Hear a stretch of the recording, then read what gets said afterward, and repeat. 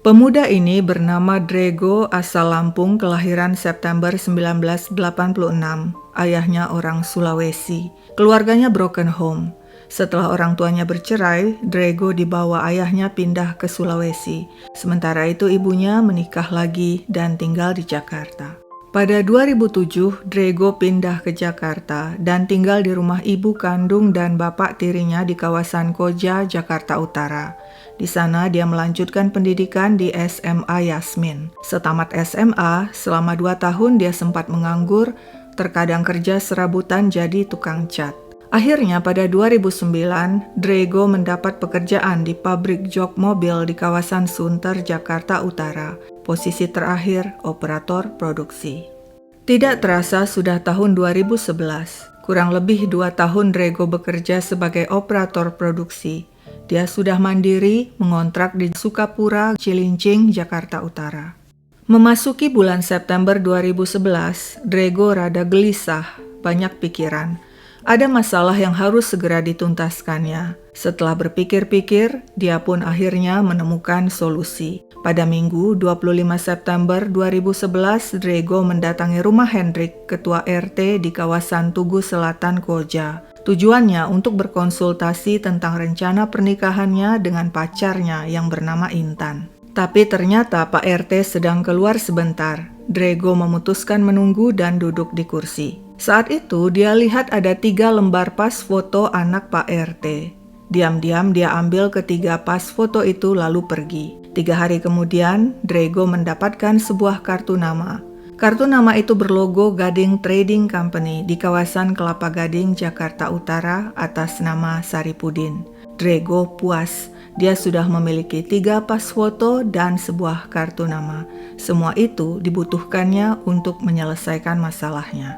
Drago menjalani kesehariannya seperti biasa, termasuk bekerja sebagai operator produksi di pabrik jok di Sunter. Pada Kamis 13 Oktober, Drago mendatangi klinik Jam Sostek untuk berobat. Kepada dokter, dia mengeluh sakit dan minta surat izin sakit selama 2 hari, dari hari itu 13 Oktober sampai besok 14 Oktober. Tapi dokter hanya memberikan izin hari itu saja saat Drago kerja shift malam. Usai berobat, Drago pulang ke kontrakannya di Cilincing. Di kontrakan, Drago tidak tinggal sendirian. Ada 2 orang lainnya, yakni seorang wanita bernama Hartati dan anak Hartati, yakni Ita yang berusia 6 tahun. Drago melihat kembali surat izin sakit yang diberikan dokter. Mana mungkin 1 hari cukup, pikirnya. Dia pun mengambil bolpen dan mengubah izin sakit 1 hari menjadi 2 hari. Seharusnya malam itu Drago kerja shift malam. Tapi karena sudah izin sakit, dia tinggal di rumah saja dan mengobrol dengan Hartati. Ketika malam semakin larut, Hartati masuk ke kamar tidur untuk nonton TV. TV itu merek Sharp, ukuran 21 inci, masih baru, khusus dibelikan Drago sebagai hadiah untuk Hartati. Beberapa saat kemudian, Drago menyusul masuk ke kamar tidur. Dia dan Hartati berhubungan intim. 10 menit kemudian, Drago keluar kamar, lalu mengambil sebilah pisau yang kemudian diselipkannya di pinggang. Kemudian dia kembali masuk ke kamar tidur. Saat itu, tampak Hartati sedang membuka HP Drago dan membaca SMS dari seorang wanita bernama Intan. Isinya, "Gimana? Mual-mual? Kapan periksanya ke bidan? Kepala saya juga sakit, mungkin bawaan bayi." Hartati marah membaca SMS itu. Pertengkaran pun pecah. Saat itu jam sudah menunjukkan pukul 2:30 pagi, sudah memasuki Jumat 14 Oktober.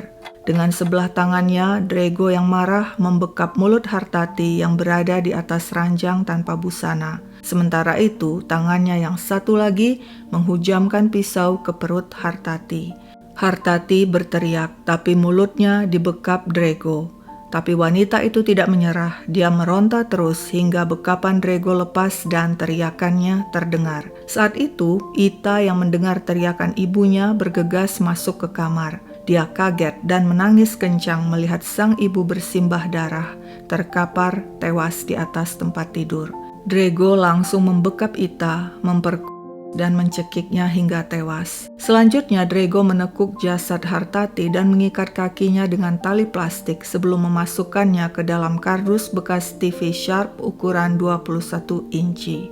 Kemudian dia taruh 3 lembar pas foto anak ketua RT Hendrik di dalam kardus. Tujuannya untuk mengelabui investigasi jika nanti polisi menemukan jasad.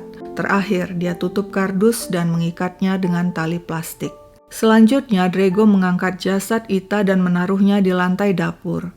Dia ambil bensin dan menyiramkannya ke tubuh Ita, lantas membakarnya. Asap membubung tinggi. Drago panik dan langsung memadamkan api dengan air, khawatir tetangga mengetahui aksinya. Batal membakar jasad, Drago langsung mengikat jasad dengan tali plastik dan memasukkannya ke dalam koper, lalu menaruh kartu nama sebelum menutup dan mengikatnya dengan tali. Jam sudah menunjukkan pukul 5 pagi. Drago membersihkan ceceran darah lalu beristirahat. Pukul 12 siang, Drago melanjutkan aksinya. Dia bawa kardus TV berisi jasad Hartati dengan sepeda motor dan membuangnya di seberang rumah sakit BPP Jakarta Utara, tepatnya di kawasan Kampung Bulak, Koja. Esoknya, Sabtu 15 Oktober 2011, pukul 3:30 sore, dia buang koper berisi jasad Ita di kawasan Cakung, Jakarta Timur. Tak perlu waktu lama, warga segera menemukan kardus dan koper horor itu dan melaporkannya pada polisi. Bagaimana polisi mengungkap pelaku pembunuhan dengan 2 korban itu? Begini ceritanya.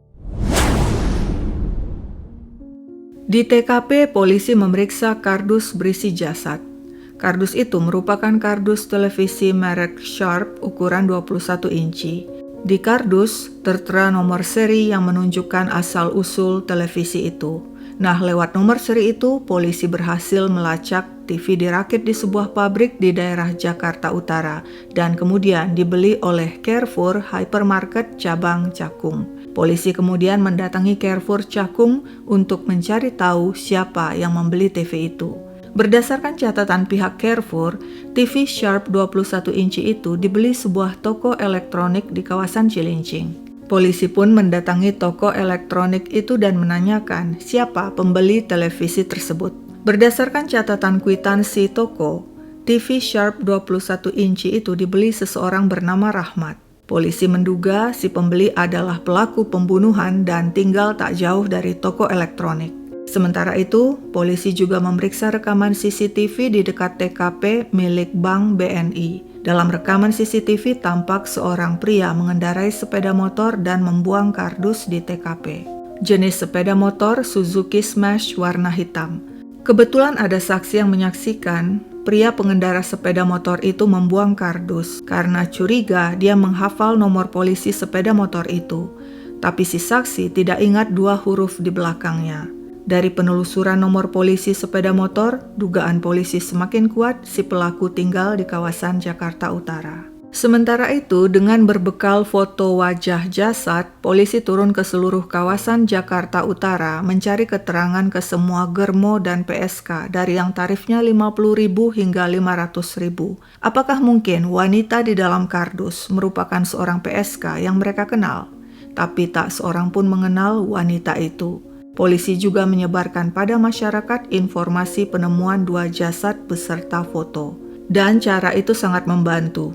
Ada warga yang menghubungi polisi dan mengatakan dirinya mengenali wajah korban yang bernama Hartati, warga Lampung. Polisi pun mendatangi keluarga Hartati di Lampung. Keluarga terkejut menerima kabar Hartati dan Ita tewas, masing-masing di dalam kardus dan koper. Pihak keluarga mengatakan, Hartati punya pacar yang kerja di Jakarta. Tempat kerjanya kalau masuk pakai sepatu bot. Kalau masuk kerja harus tempelin jempol ke alat pemindai. Kerjanya buat jok mobil Suzuki. Keluarga juga menjelaskan ciri-ciri pacar Hartati. Berbekal informasi itu, polisi pun mencari si pacar.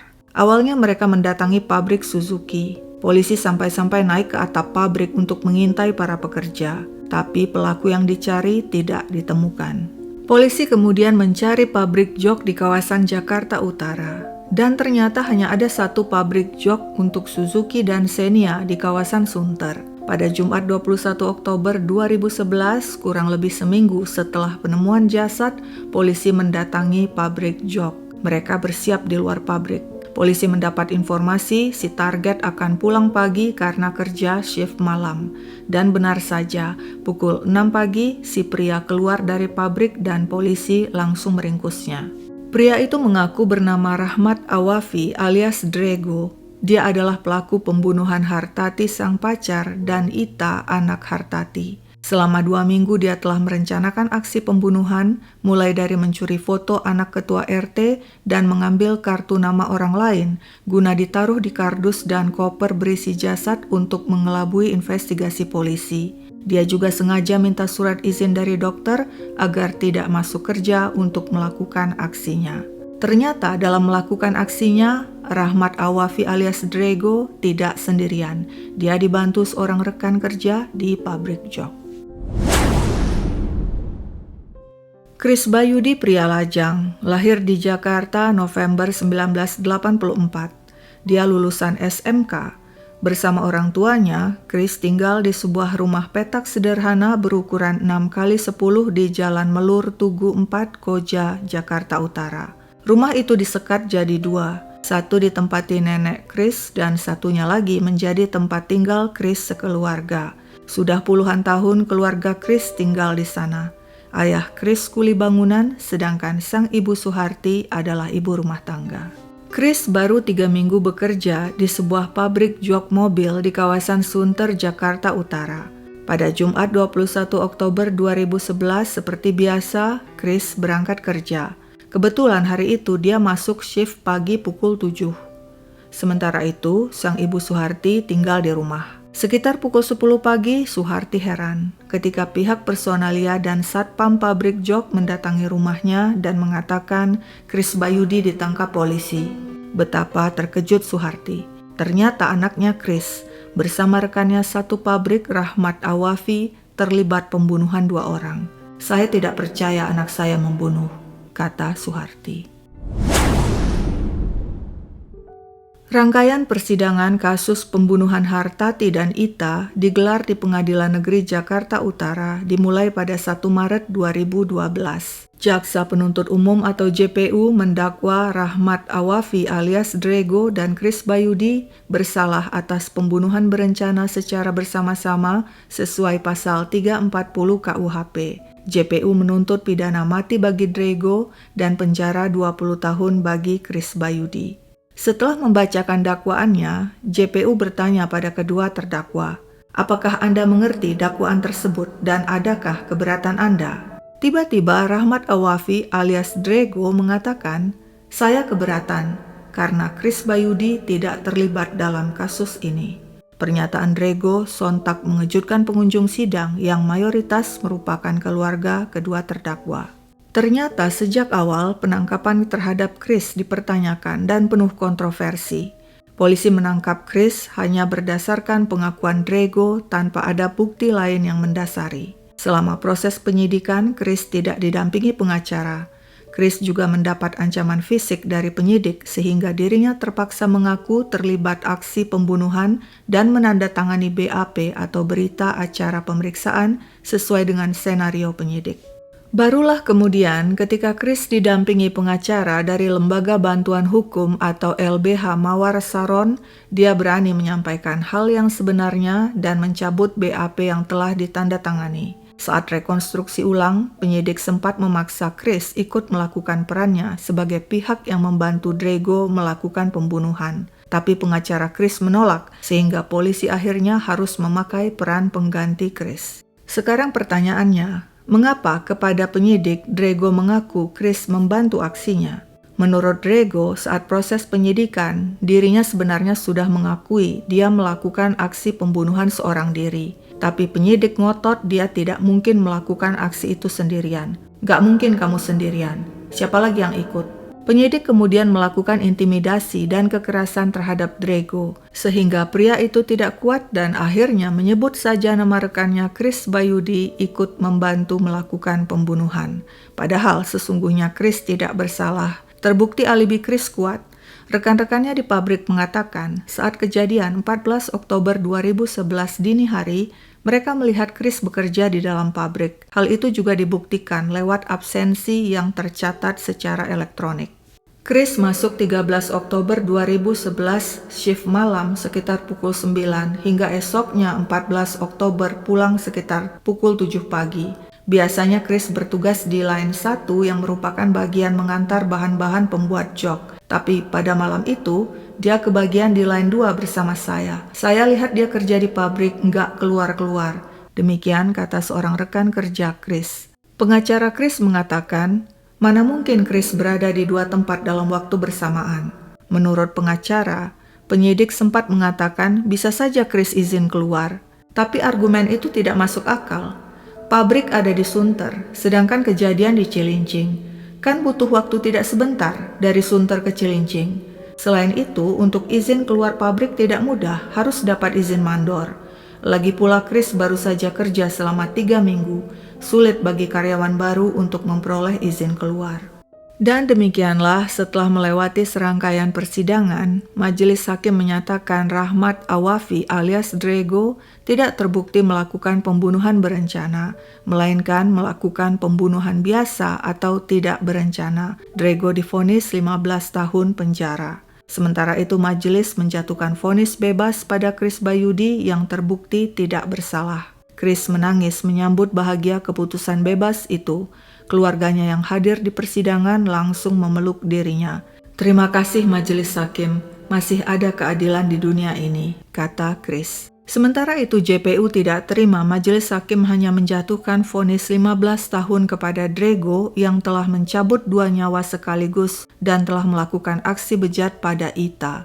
JPU mengajukan banding dan kasasi. Di tingkat kasasi, Majelis Hakim Mahkamah Agung menyatakan terdakwa Rahmat Awafi alias Drego bertindak sangat kejam dan tidak berperi kemanusiaan, melakukan pembunuhan berencana, sehingga tindakannya mengakibatkan korban Hartati dan putrinya Ita meninggal dunia. Terdakwa dalam melakukan perbuatannya sangat tenang dan profesional dan tidak memerlukan bantuan orang lain. Dilakukan tanpa terburu-buru dan tidak ada gerakan yang panik dalam melakukan semua rencananya sehingga dapat disimpulkan terdakwa tidak memiliki hambatan psikologis sedikit pun untuk membunuh kedua korban. Manusia model terdakwa termasuk dalam kategori pembunuh berdarah dingin yang akan dengan sangat mudah membunuh orang lain walaupun dengan masalah sedikit saja. Karenanya terdakwa tidak dapat dibiarkan berkeliaran di alam bebas. Pada akhirnya Majelis Hakim yang salah satunya terdiri dari Hakim Agung Gayus Lumbun menjatuhkan vonis mati pada Rahmat Awafi alias Drego. Lalu bagaimana kabar Chris Bayudi? Apakah dia tidak mendapatkan ganti rugi akibat penyidik asal tuduh, asal tangkap hingga dirinya sempat mendekam 8 bulan di penjara? Dengan didampingi pengacara dari LBH Mawar Saron, Chris sebenarnya telah mengajukan denda atau ganti rugi pada Polda Metro Jaya dan Kejaksaan Negeri Jakarta Utara. Ganti rugi itu pun dikabulkan oleh Majelis Hakim, namun nominalnya hanya 1 juta rupiah. Dengan ganti rugi yang begitu kecil, Chris lewat pengacaranya tidak terima dan mengajukan banding, tapi banding ditolak. Setahun kemudian, ganti rugi 1 juta rupiah itu pun tidak kunjung diterima Chris sebab prosesnya ternyata panjang. Putusan harus dikirim terlebih dulu ke Menteri Keuangan. Nah, dari berkas yang masuk itu barulah Menteri Keuangan mengalokasikan dari APBN sejumlah 1 juta rupiah untuk ganti rugi Chris Bayudi. Demikianlah derita yang dialami Chris. Meski dirinya tidak bersalah, dia sempat disiksa dan dipenjara 8 bulan, nama baiknya hancur dan dirinya dipecat dari pekerjaan. Jika kembali membahas aksi pembunuhan yang dilakukan Drego, apa sebenarnya motifnya membunuh Hartati dan Ita? Bagaimana latar belakang hubungannya dengan Hartati alias Tati? Tati yang tinggal di Lampung sudah menikah dan punya 3 anak. Namun hubungannya dengan suaminya tidak harmonis, mereka sudah pisah ranjang. Ketika bertemu Drego yang berkunjung ke Lampung pada 2009, Tati menjalin asmara dengan pria itu. Pada Agustus 2011, Tati pindah ke Jakarta dengan membawa seorang anaknya, Ita. Alasan kepindahan katanya karena mendapat pekerjaan di ibu kota. Nah, di Jakarta hubungan Tati dan Drego berlanjut. Mereka bahkan tinggal serumah di kontrakan di Cilincing. Padahal sebenarnya Drago sudah punya pacar bernama Intan, warga kampung Dukuh, Jakarta Timur, yang tinggal bersama kakaknya di Tanjung Priok, Jakarta Utara. Tak disangka-sangka, Intan hamil. Intan dan orang tuanya mendesak Drago menikahi Intan. Drago setuju. Tapi bagaimana dengan Tati? Sebab ternyata Tati hamil juga, sudah sekitar 6 minggu dan minta pertanggungjawaban. Saat itulah Drago memutuskan untuk menyingkirkan Hartati dan Ita selamanya agar dirinya bisa menikah dengan Intan tanpa kendala. Menurut keterangan polisi, ketika Drago ditahan, Intan yang tidak tahu pacarnya ditahan bolak-balik menghubungi HP kekasihnya itu. Tapi karena HP tidak kunjung diangkat, akhirnya Intan meninggalkan pesan. Kalau kamu nggak angkat-angkat teleponnya, aku bun-bun. Drago sempat diwawancarai wartawan Detik News. Isinya kurang lebih sebagai berikut. Setelah diperkosa dan dibunuh, Ita dibakar? Tanya wartawan. Ya, rencananya Ita saja yang dibakar karena mukanya gampang dikenali, giginya jarang-jarang. Sedangkan ibunya tidak karena banyak orang yang wajahnya mirip Tati. Jawab Drago yang juga mengatakan dirinya kenal dengan Hartati tahun 2009 waktu berkunjung ke Lampung. Saya punya teman dari kecil, Nanang. Nanang ngajak saya ke rumah Tati dan di situ kenalan. Tati kemudian minta nomor saya ke Nanang. Setelah itu saya dan Tati telepon-teleponan waktu Tati masih di Lampung. Apakah Hartati ke Jakarta meninggalkan suami gara-gara kamu? Tanya wartawan lagi. Ya, gara-gara saya. Terus dia cekcok pisah ranjang. Pernah dianiaya juga. Dia sempat curhat juga, jawab Drago. Ketika ditanya apakah dia siap dihukum mati, Drago menjawab, siap. Makanya saya tidak kabur. Padahal di pabrik saya bisa saja loncat kabur. Berapa gaji kamu sebulan? Tanya wartawan. Kurang lebih 1,4 juta. Kalau sama makan dan transport bisa dapat 2,7 sampai 2,8 juta. Wartawan bertanya lagi, kenapa dari awal berencana membunuh? Kan banyak pilihan lain. Drago menjawab, nggak tahu ya, saya hanya mikir ke situ, membunuh. Padahal kalau tertangkap kamu kan bisa dihukum. Kenapa tidak kabur? Tanya wartawan. Drago membalas, buat apa kabur? Saya sudah tahu setelah membunuh pasti saya ditangkap. Sebab itu saya slow aja, tetap masuk kerja. Nanti juga ketangkap lah. Lalu kenapa kamu perkosa Ita? Tanya wartawan. Nggak tahu ya, kenapa ya tiba-tiba. Tiap hari nonton film biru? Iya, biasanya di tempat kerja, pukul 9 malam. Tampaknya Drago tenang alias slow saja meski telah melakukan aksi biadab terhadap 2 korbannya. Tak heran Hakim Agung MA menjatuhinya vonis mati dan mengatakan Rahmat Awafi alias Drago tidak bisa dibiarkan berkeliaran di alam bebas.